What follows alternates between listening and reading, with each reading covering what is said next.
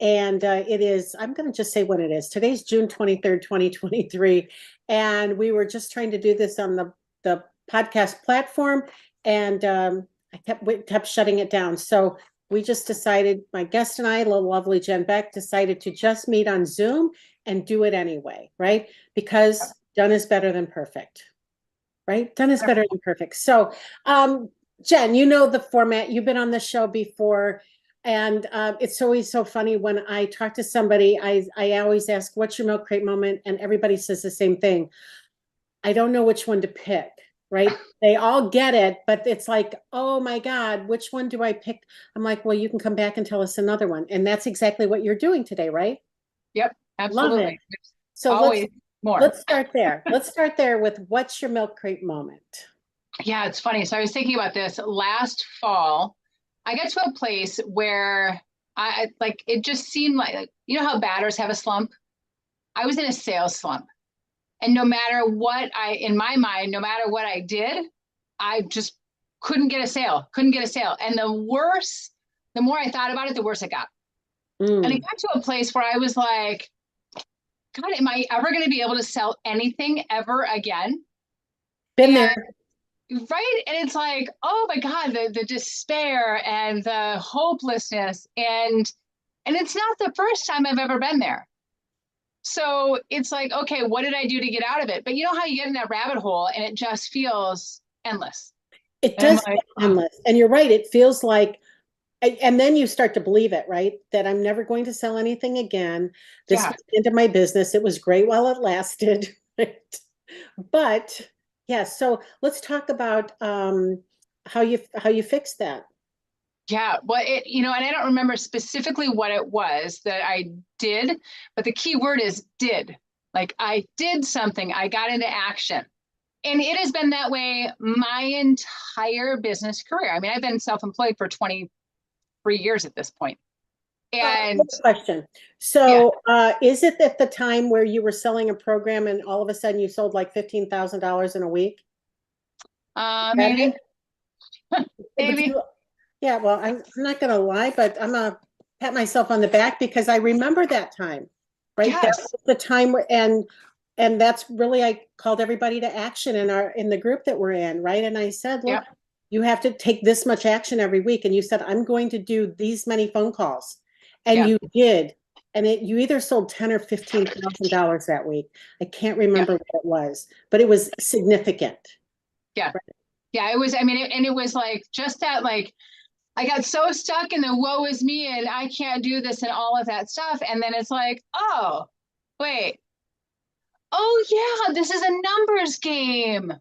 Huh. That's new. Like I it was think one of people those forget aha that. moments. I was like, you idiot.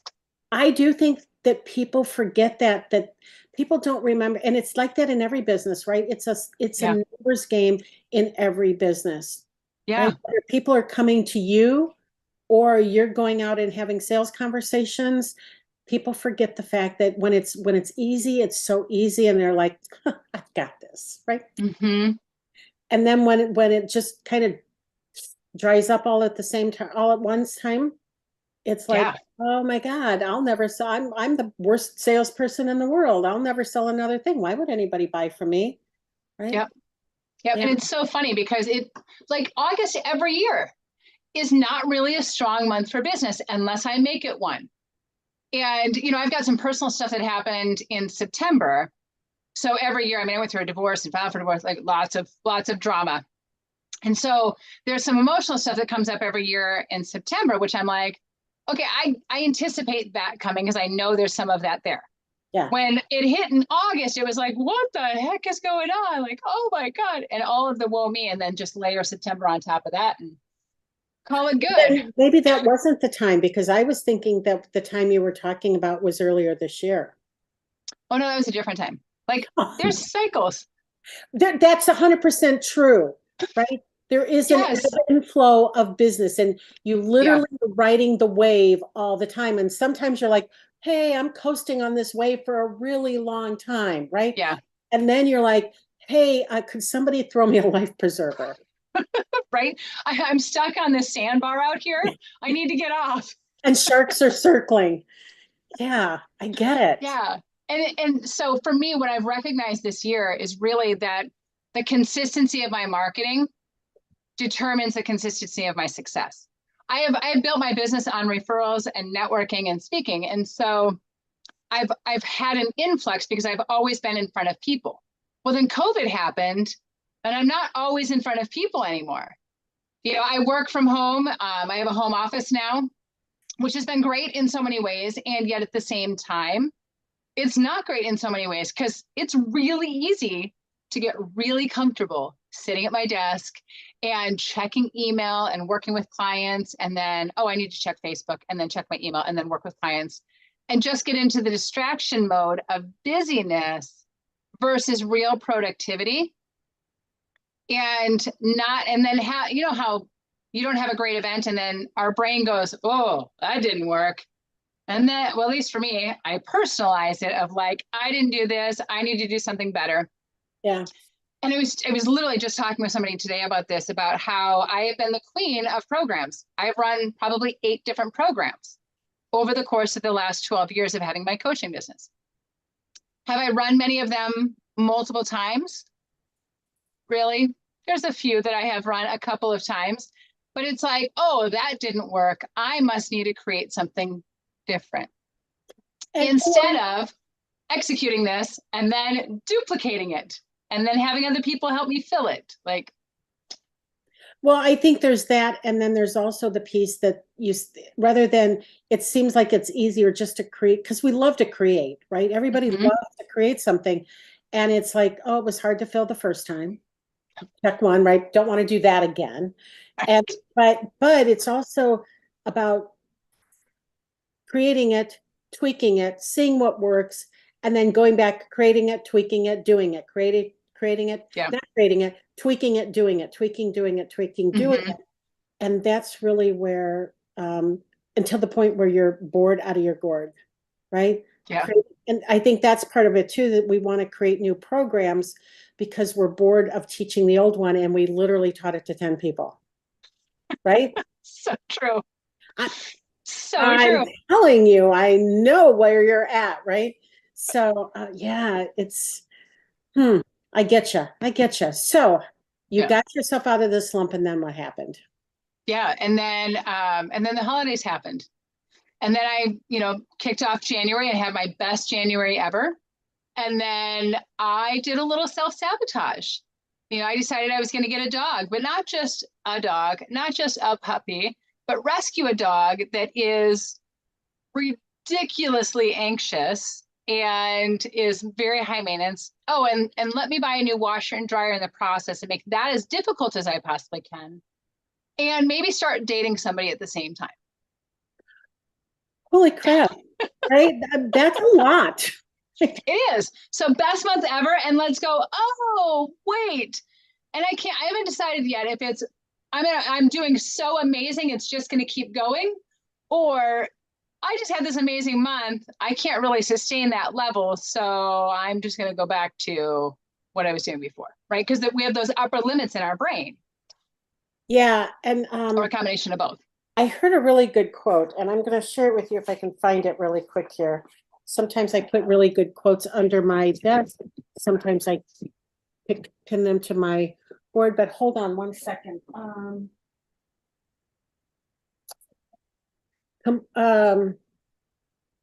Complacence, no, it is success. It's really what it is I'm going to tell you what it is, and then I'll find the quote like 4 minutes after we get off the phone. Right. We have the success, right? And then we get really complacent because we were super successful at something. This happened to me in 2020, right? And then I got complacent, and it's the Oaks complacency. Complacency is the enemy of success, or is the aftermath of, I think it's the aftermath of success. And it really keeps us, because we get comfortable. You said like you're sitting behind your computer getting comfortable. I was so stinking comfortable sitting in my chair, barefoot all the time because I love to be barefoot, and not doing anything except talking to hundreds of people a day, right? Making money doing it. Yep. And then, damn, I got really Everybody else comfortable went back with to that. work. And then everybody went back to work, right? And the pandemic was over, and people didn't need as much help as they did before, right? And then Yeah. I'm sitting here with no leads, no, because I literally did that to myself. Mm-hmm. Right? And I don't think that a lot of people understand that when you're successful, that and I talk about this. This is why it pisses me off, Jen, because this is exactly what I would tell clients. It's exactly what I probably said to you at some point, is that when things are you can never stop marketing. You can never stop getting new leads ever, Yeah. ever, Yeah. unless you just want to be out of business. Yeah. I mean, and you bring up such a great point, Jean. Like I think back, so I started my business in network marketing, started my self-employment in network marketing. And my upline, the leader in our division of the company, um, used to put on these incredible trainings and bring new information and new ways of thinking and new ways of doing things. And it was incredible. It was inspirational, it was educational, it was informative, it was motivating, it was all of those things. And then he got really successful and the trainings became rote. And when they became rote, it went from inspiring people to go to bullying people into going. Mm, And it was the power versus force, and that dynamic, and the complacency completely killed his business, because it became from the inspiration to the you need to, you should, because I said so right. kind of modality or like mentality. And it was amazing, the difference in where he was going and then where he ended up as a result of the complacency. Yeah. And if that's part of it, if you don't pull yourself out of it fairly quickly, like you did, right? Yeah. Started taking more action, started thinking back to about like, what was I doing when I was so successful, when I was having Yeah. all that success? What was I doing? Oh, Yeah. I was making phone calls. Oh, I'm I gonna was go back and do talking to that. people. Oh, I was having sales conversations, right? Right. I'm sorry, was I talking about you or me? Was this all about you for a moment?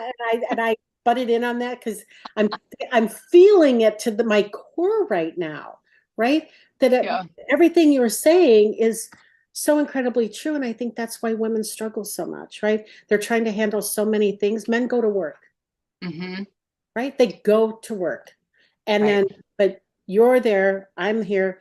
We're thinking about the house. We're thinking about the car. We're thinking about the kids. We're thinking about what we're having for dinner. Who's got what Mm-hmm. activity after school? And oh, and I'm supposed to be thinking about marketing and my business. Yeah. It usually Yeah. comes in last. Yeah. Well, and I think for many people, the marketing and the sales piece is probably the most uncomfortable. So you So there's the dilemma, right? So complacency is the antithesis of success, yep. and you can't be constantly recreating the wheel. Yeah. So there has to be that acceptance of like going through mastery of what you're doing versus enthusiasm and newness. And this is a lesson I've really been working on for the last several months of like, there's always going to be a plateau. There's new and exciting, and then you hit this plateau and it becomes really boring and tiresome. And sometimes you drop down a little bit and then you hit a new plateau and you have a new skill and you learn a new way of doing things. And so you're developing this mastery, but if we don't go through doing it long enough, we never master anything. Exactly. And so it's really looking at like, yes, don't get complacent and get really, really good at what you're doing now before you add something else in. Yeah. And learn how to sell it, learn how to deliver it, and learn how to master it.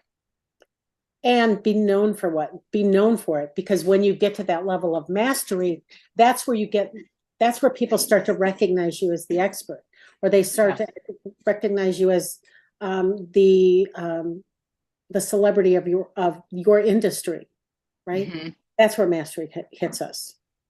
Yeah, So that's a great point. yeah, and I don't think enough of us, and I've been there myself at points, continue through to the mastery piece of it.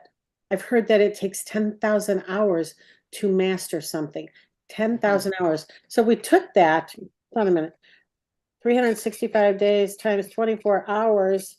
is 8,760 hours. So it would be a year and a half if we worked 24 hours a day, 7 days a week.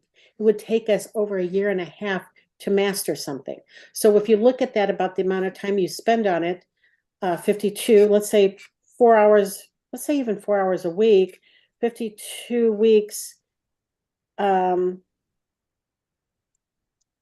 4, 52 weeks times 4 is 208. So let's see that divided by 208. So it would really take us 4 years if we only worked 4 hours a day, 2 hours, 4 hours a day on that, right? Yeah. Take us 4 years to master something. Most of us don't stick with it for 4 years. Right. Well, Yeah. that's a crappy way to end a Friday. No, Get out and market more. It's a great way to end a Friday when you know what it's going to take, so that you want to come back on Monday, right? If you love what you do, you're going to come back on Monday and go back to work. Yeah, and I think it is a good way to end a Friday, as long as you look at what can I do today to be able to set myself up for success this next week. Right. And, you know, and I think the preparation is everything. Let's talk. Thank you for saying that. Preparation is everything. So let's talk about that. What is your routine for setting yourself up for success next week? So I do a debrief of all the things that I need, that I want to get done, the needs to get done, the important versus the urgent.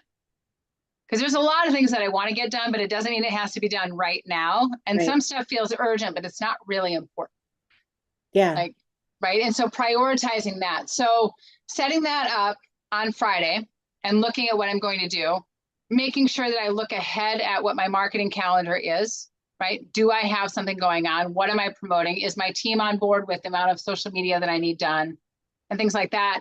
I ran into a situation where I was promoting 2 different summits I was speaking on, plus my own webinar and another event that I was speaking at locally in person over the course of 5 weeks. That is a lot of information for somebody to take in if they're on my list. And I was like, hey, just want to make sure you guys know about the stuff that's coming up. So be ready for an influx of stuff. Just warning you. Yeah, and that's one reason why I really don't like affiliate marketing, is because of that exact reason.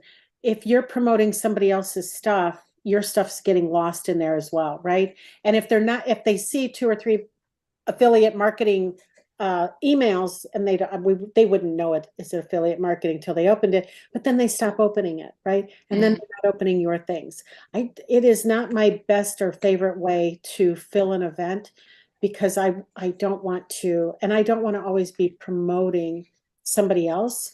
So, and the people who do that, I'm amazed by, but they really run their calendars and they know what they're doing a year in advance. I don't know. Do you know what you're doing 3 months in advance? I don't. If I have a retreat or something like that, or if I'm speaking at a conference, yes. Outside of that, no, not so much. Right. No, and for me, I'm really a person of my word. So if I have to change something, yes, I really, really dislike that. Exactly, because it may be something where it's time to fill a hole in your revenue, and then you're like, well, crap, I can't do it right now. I'm promoting 3 other things. So, right. So, I mean, the place that I like JV, like joint venture affiliate marketing, is things like JV Directory, where I can put my program up there and other people can sell it in their stuff and take a percentage.